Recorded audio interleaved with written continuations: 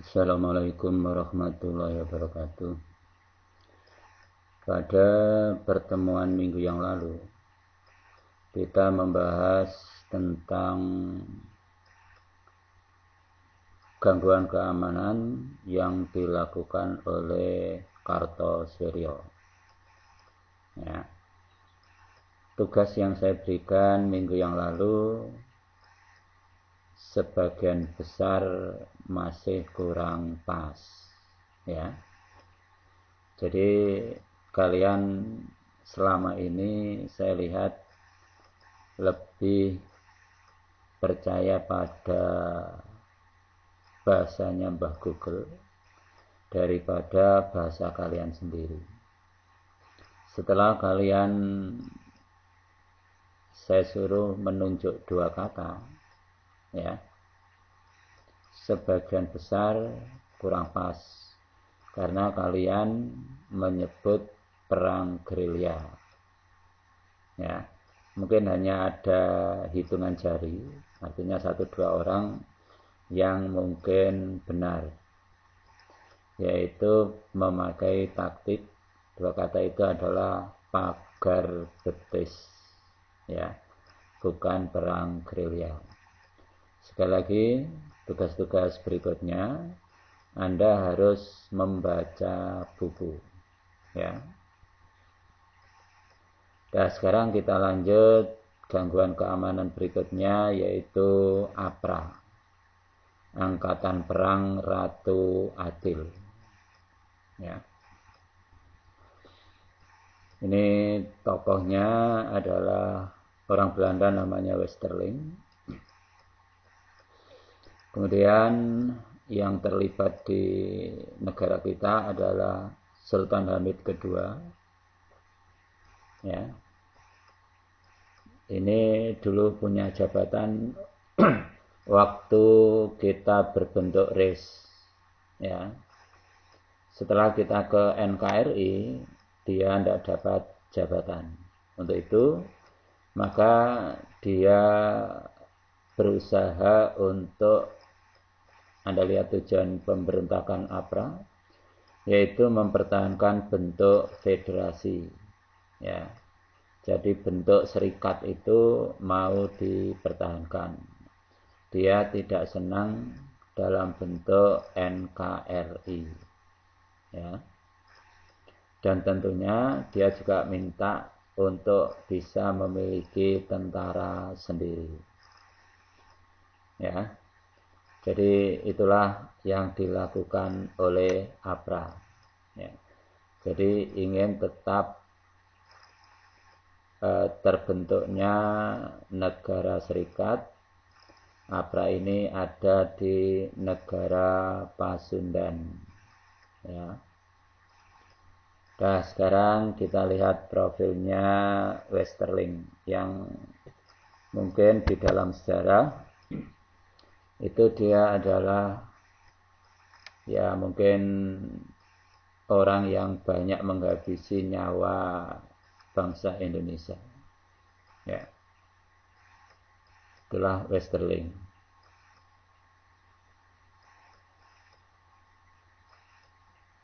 Jadi kiri atas ini masih, ya, aktif di Indonesia. Kemudian kanan atas itu salah satu edikatnya Westerling. Kiri bawah ini Westerling dielulukan di negeri Belanda, dianggap jadi pahlawan di negeri Belanda.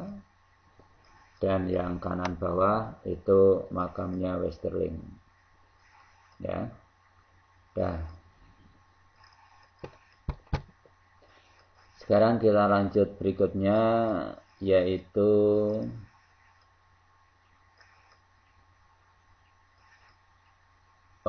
ya. Ini terjadinya proses pemberontakan itu. Ya.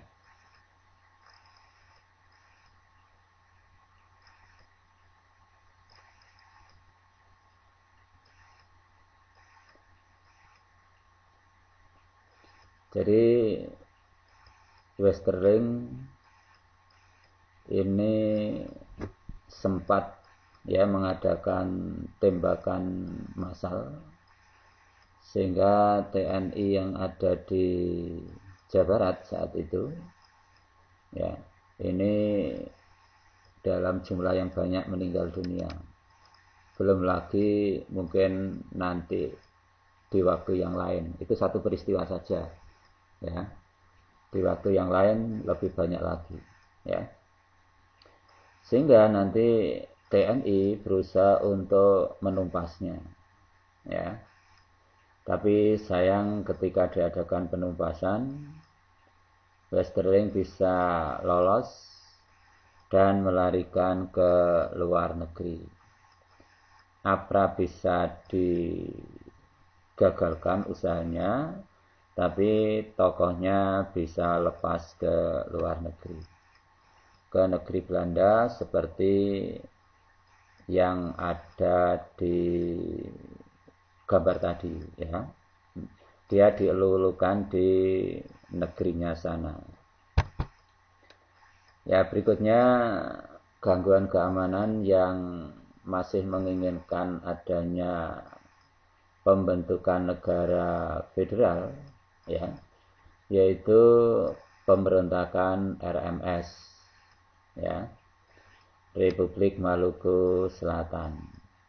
Nah, tokohnya sama, artinya orang yang tidak punya jabatan ketika dalam bentuk NKRI. Inilah Dr. Smokil yang dulu waktu berbentuk PRIS, dia adalah bekas Jaksa Agung Negara Indonesia Timur ya. Ingat, di bentuk RIS dulu ada negara-negara bagian, salah satunya negara Indonesia Timur. Itu jaksa agungnya adalah Smokil. Ya, dia berusaha untuk tetap pisah dari NKRI, yaitu mendirikan Republik Maluku Selatan.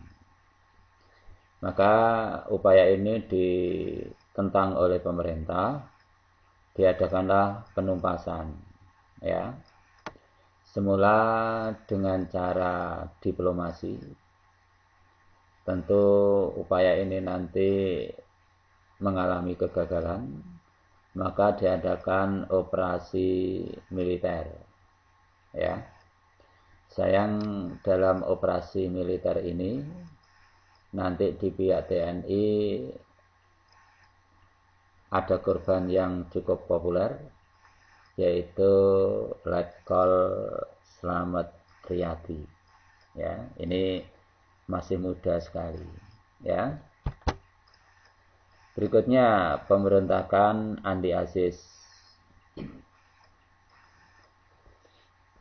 Nah, seperti yang kita ketahui, APRIS, ingat ya, APRIS, Angkatan Perang Republik Indonesia Serikat dulu, ini terdiri dari dua kelompok, yaitu TNI dan KNIL. Ingat ya, TNI itu tentaranya Republik Indonesia, KNIL itu tentaranya Belanda. Nah, ingat, tentara Belanda atau KNIL ini tidak semuanya orang Belanda, malah sebagian besar adalah orang-orang Indonesia yang jadi tentara dan dapat bayaran dari Belanda. Apa alasan Andi Aziz yang ini orang KNIL jadi anggota APRIS? Dia menolak datangnya TNI dari Jawa. Ya, ini peristiwanya itu ada di Sulawesi Selatan. Ya.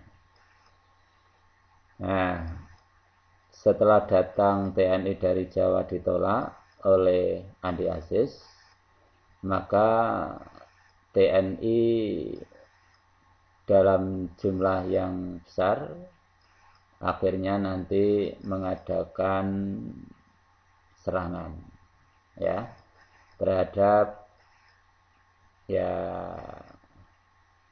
bekas anggota GNIL yang kebetulan jadi atau diangkat jadi pemimpin atau jadi dandim lah di Ujung Pandang atau Makassar itu, ya.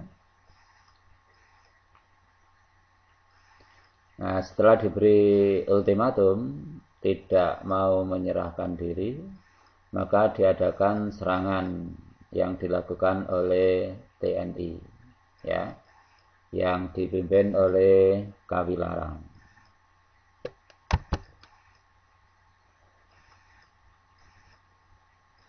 Berikutnya adalah PRRI dan Permesta, Pemerintah Revolusioner Republik Indonesia, ini di Sumatera, dan Permesta, ini Perjuangan Rakyat Semesta di Sulawesi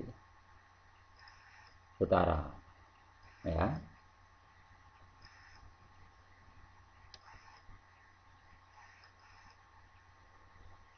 Nah, ini PRRI, ini tujuannya PRRI dan Permesta itu karena ketidakpuasan terhadap DAU, dana alokasi umum, yang diterima oleh masyarakat atau daerah di situ, ya. Nah, kebanyakan yang mengadakan pemberontakan ini adalah orang-orang militer, ya. PRRI nanti orang-orang militer yang mengadakan pemberontakan, dan yang terseret yang nanti dijadikan katakanlah pemimpin di PRRI itu adalah Syafruddin Prawiranegara. Ingat, orang ini sebetulnya berjasa besar terhadap Indonesia, hanya karena terseret dalam PRRI, ya mungkin orang ini selayaknya jabat pahlawan nasional, maka sampai sekarang tidak mendapat gelar tersebut, ya. Jadi setelah diproklamirkanlah PRRI di Bukit Tinggi, maka daerah-daerah lain di Sumatera menyusul, ya. Ya, bisa Anda lihat pada umumnya organisasi-organisasi bentukan di sana itu menggunakan nama binatang, ya. Ini munculnya itu pada ya tahun 56-an rata-rata, ya. Yaitu pada masa pemerintahan atau kabinet Ali kedua. Jadi Perdana Menteri Ali Sastro Amijoyo untuk jabatan yang kedua. Ini materi ini minggu depan kita bahas, ya, yaitu setelah pemilu pertama kita tahun 55, ya. Jadi ada Dewan Banteng, Dewan Gajah, Dewan Manguni untuk Sumatera, ya, nanti. Kemudian ya untuk Sumatera ada Dewan Garuda, maaf, Dewan Manguninya ada di Sulawesi Utara, ya. Jadi Sulawesi Utara itu Permesta itu. Yang tiga, Banteng, Gajah, Garuda, itu yang nanti yang PRRI. Nah, kita lanjut upaya penumpasan. Nah, jadi setelah melihat yang mengadakan pemberontakan itu adalah orang-orang militer, maka kelihatannya pemerintah langsung mengadakan operasi militer, ya, tidak melalui diplomasi dulu. Nah, diadakanlah operasi militer yang dipimpin oleh Letkol Ahmad Yani. Ya, orang ini yang nanti jadi korban peristiwa G30S, ya, Ahmad Yani. Itu tolong dicari nama operasinya itu operasi apa. Ingat ya, nanti tidak saya tulis ya. Dengarkan baik-baik soal ini. Nama operasinya itu operasi apa? Sangat populer sekali. Apalagi di saat-saat seperti ini atau saat-saat kita memperingati HUT kemerdekaan Republik Indonesia. Tolong cari di Google ya. Mungkin hanya 2 kata saja. Posting ke saya. Selain operasi militer yang dilakukan oleh Ahmad Yani, juga diadakan operasi-operasi yang lain, ya. Bisa Anda baca sendiri, ya. Untuk di Sumatera ada 3 operasi, yang di Sulawesi 1 operasi, ya. Nah, ternyata setelah kita mengadakan operasi militer secara besar-besaran, nah, kita berhasil menembak pesawat tempur yang dipakai oleh pemberontak. Nah, ternyata di balik itu, ya, di balik itu ada orang Amerika Serikat, ya. Artinya Amerika Serikat mendukung gangguan keamanan yang di Sumatera ini. Akhirnya dengan usaha keras kita, operasi militer ini berhasil menggagalkan PRRI Permesta untuk membentuk negara sendiri atau ingin lepas dari NKRI.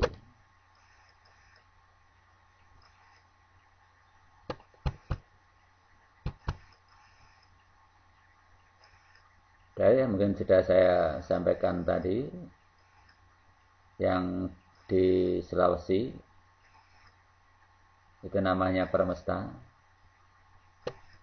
ya, mungkin cabang dari PRRI. Ya. Nah, ini tokoh-tokoh yang ada di Permesta, ya.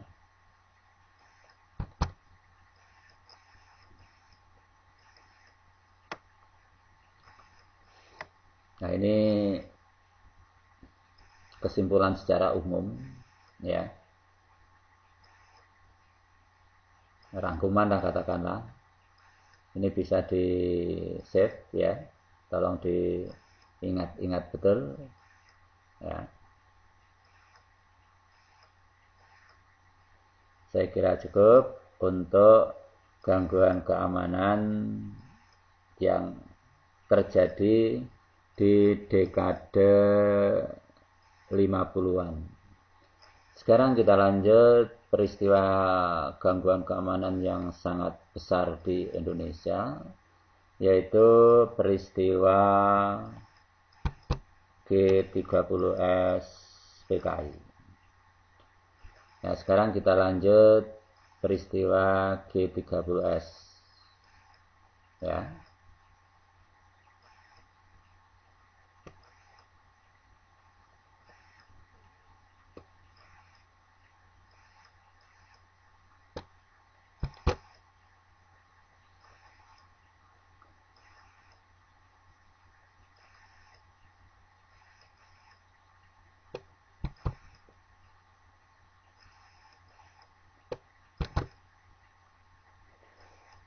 Nah, sekarang kita masuk pada dekade 60-an, ya. Tepatnya mungkin ini di tahun 64-an. Jadi peristiwa G30S, ya, ini munculnya itu di tahun 64-an. Ini sudah ada tanda-tanda. Ingat di situ bisa dibuka di buku ya. PKI dalam upaya menguasai Indonesia atau berkuasa di Indonesia. Artinya negara Indonesia ini mau dijadikan negara yang berdasar komunis. Maka PKI mengambil langkah-langkah. Nanti ada 4 langkah yang dilakukan oleh PKI. Salah satunya saya sebut yaitu membelokkan politik luar negeri kita ke blok timur atau ke blok komunis. Ya. Jadi setelah Perang Dunia Kedua, dunia itu terbelah jadi 2 blok, yaitu blok barat dan blok timur. Blok barat itu blok demokrasi yang dipimpin Amerika, blok timur itu blok komunis yang dipimpin oleh Uni Soviet. Yang sekarang salah satu negara pecahnya adalah Rusia. Ya. Nah, disitulah negara kita saat itu dibelokkan oleh komunis untuk politik luar negerinya ke blok timur, yaitu ke arah komunis. Jadi segala sesuatu nanti diarahkan bantuan-bantuannya itu dari pihak komunis. Salah satu contoh ya, nanti kita bahas sendiri dalam politik luar negeri NEVO dan OLDEVO. Salah satu contoh ketika kita membangun Stadion Gelora Bung Karno ya.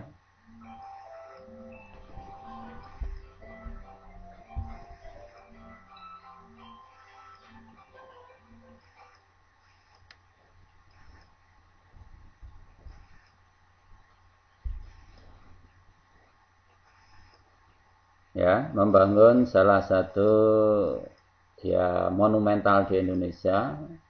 Nah, kita saat itu mendatangkan teknisi dari Uni Soviet. Ya. Jadi yang bangun Stadion Bung Karno, bangun gedung DPR, MPR itu adalah teknisi dari Uni Soviet. Ya. Itulah. Jadi kita dibelokkan ke sana. Nah, sekarang Anda cari salah satu dari 3 yang lain. Itu tugas yang kedua ya. Saya tidak mengulangi lagi. Saya hanya menerima postingan dari Anda 2 soal itu ya. Anda cari salah satu dari 3 yang belum saya sebut. Nah, baru nanti kalau sudah Anda posting, nah, minggu depan baru kita bahas ya. Nah, itulah kondisi di saat itu. Nah, kemudian di saat itu barangkali ada 3 kekuatan lah ya yang besar di Indonesia. Yang pertama adalah Soekarno secara pribadi jadi presiden saat itu. Yang kedua adalah TNI khususnya Angkatan Darat. Dan yang ketiga adalah PKI. Nah, disinilah ketiganya ini ya boleh dibilang tanda petik ingin berkuasa di Indonesia. Nah, kalau Soekarno secara pribadi ini ada batasnya. Artinya kalau dia sudah tua ya meninggal. Kalau sudah meninggal nanti siapa yang mengganti? Apakah TNI ataukah PKI? Nah, disinilah PKI berpacu waktu ya.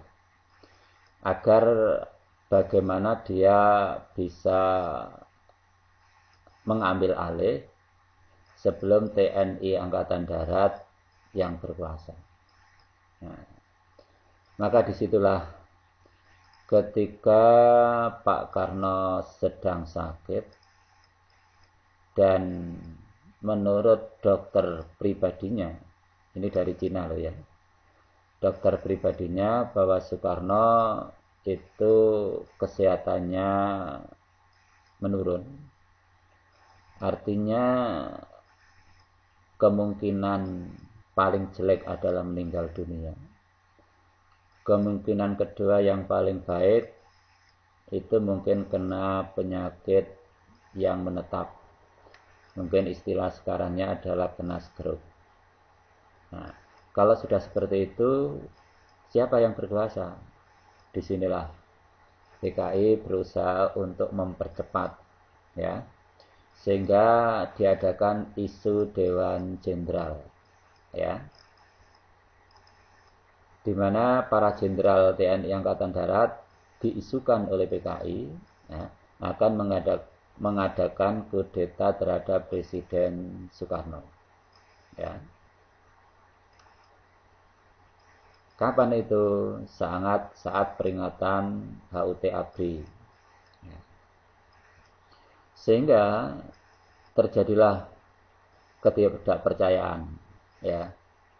Jadi masing-masing timbul kecurigaan, istilah bahasa Arabnya itu sudon, ya, antara Soekarno dengan TNI Angkatan Darat, TNI Angkatan Darat dengan PKI dan seterusnya. Semuanya berprasangka kurang baik, ya. Bagaimana reaksi TNI Angkatan Darat? Ya, langsung menolak, ya.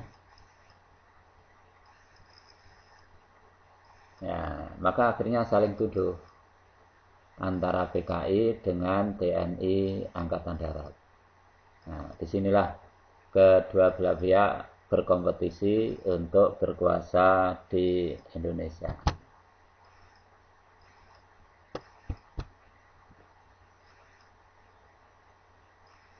Nah, karena yang dianggap penghalang utama PKI untuk berkuasa itu adalah TNI Angkatan Darat, maka sasaran pertama ini ditujukan pada TNI Angkatan Darat, karena perwira AD ini dianggap sebagai perintang cita-cita PKI. Maka diadakanlah penculikan terhadap perwira TNI Angkatan Darat. Nah, inilah tokoh operasi militer untuk menumpas PRRI, ya, yang jadi korban peristiwa G30S, ya. Tokoh-tokoh yang lain ya kita bahas di sini, ya. Anda lihat itu perwira tinggi semua ini, ya.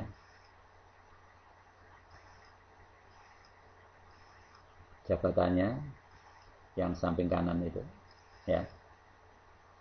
Saya kira bisa Anda baca sendiri nama-nama ini. Saya kira Anda asing di telinga kita, ya. Nah, mungkin yang paling bawah ini, ya, Pir Tendean. Kenapa dia bukan perwira, ya? Kan masih, ya, jabatan rendah lah, ya. Ternyata dia jadi target, ya. Sebetulnya Pir Tendean ini bukan jadi target. Yang jadi target utama itu malah Pak Nas, ya, Jenderal A.H. Nasution. Dia berhasil meloloskan diri, ya. Nah, nanti yang jadi korban itu setidak-tidaknya 2 orang itu, ajudannya, yaitu Pir Tendean sama, coba masih ingat kalian? Ya, putrinya yang saat itu digendong lari ternyata ketika PKI menembak Pak Nas, yang kena itu putrinya, ya, yaitu Ade Irma Suryani Nasution, ya.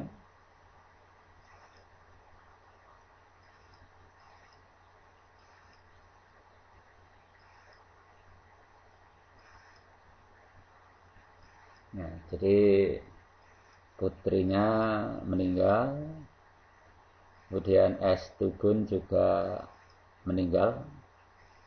Ini ya boleh dibilang satpamnya Perdana Menteri II saat itu, yaitu Pak Lemena, ya.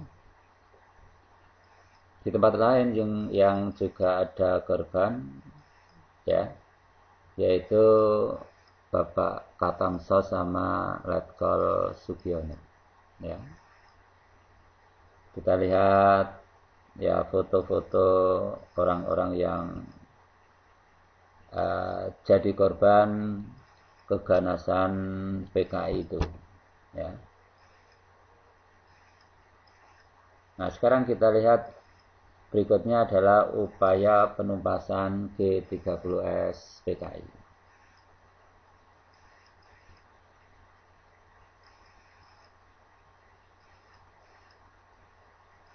Nah, jadi usaha-usaha ini dilancarkan pagi harinya, langsung 1 Oktober itu, ya. Jadi tahap pertama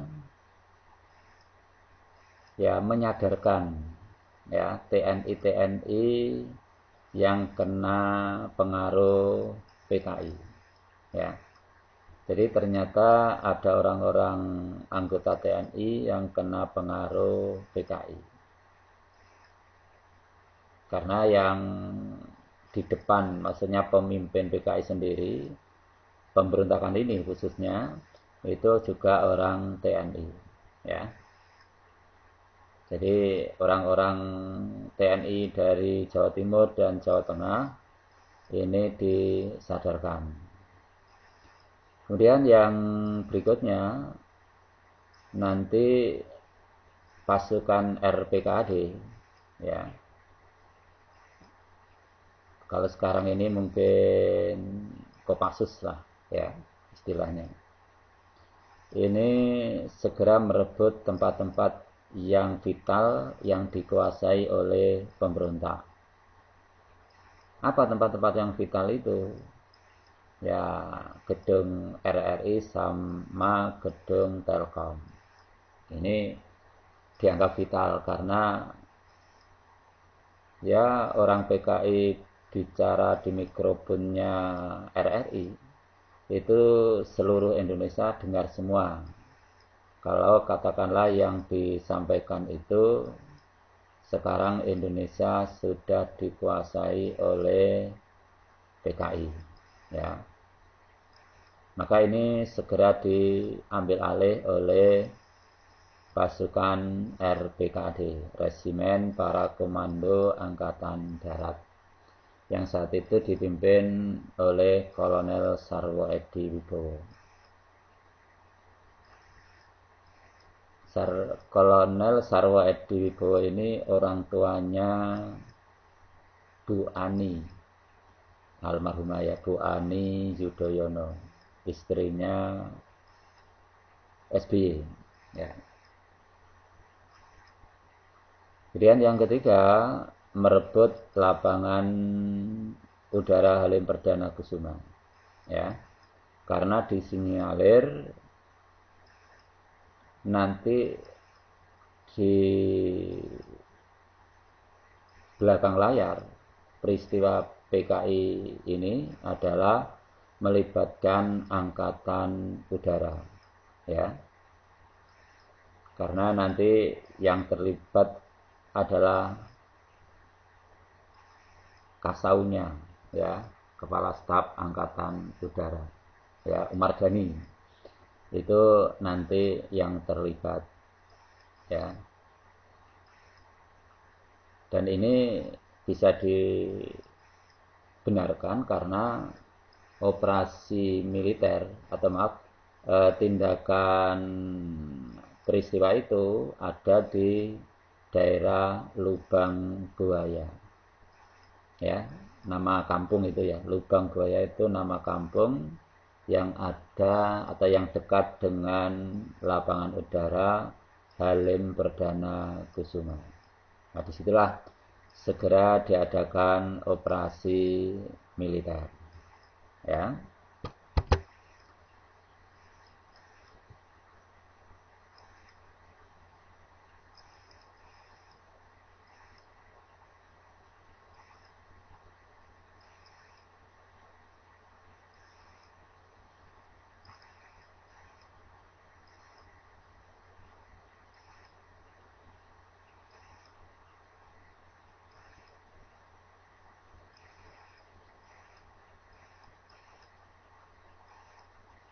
Ya, setelah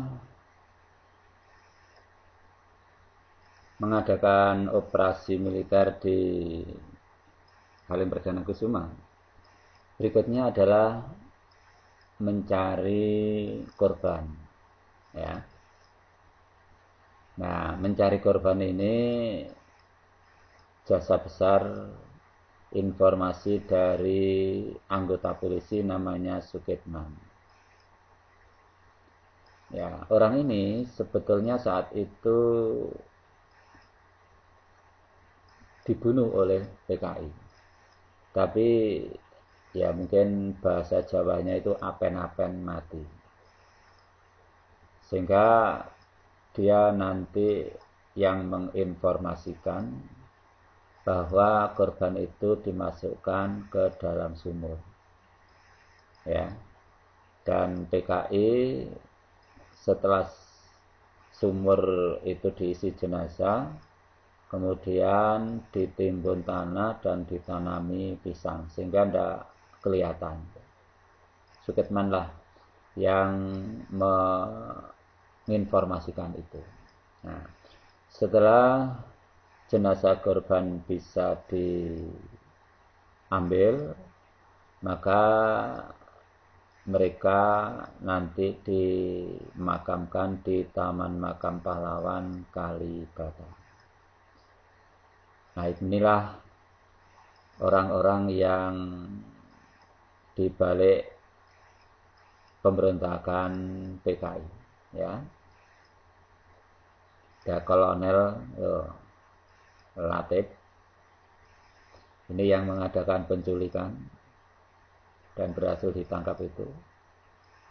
Letkol Untung, ya, dan Aidit. Ya, itulah tentang gangguan keamanan yang dilakukan oleh PKI. Ya, saya kira pertemuan kita saya akhiri cukup sekian. Dan ingat, minggu depan kita lanjut materi masa demokrasi liberal, ya. Tolong materi masa demokrasi liberal dibaca dulu sehingga nanti tugas-tugas bisa kalian kerjakan. Ingat ya, yang belum tergabung segera diberitahu karena tugas sudah banyak, ternyata kalian masih banyak yang tidak mengikuti, ya. Nanti berkaitan dengan hubungannya dengan tentu nilai tugas dan lain-lain, ya, keikutsertaan, ya. Mungkin sudah sampaikan beberapa waktu yang lalu, ya. Saya kira cukup sekian. Wassalamualaikum warahmatullahi wabarakatuh.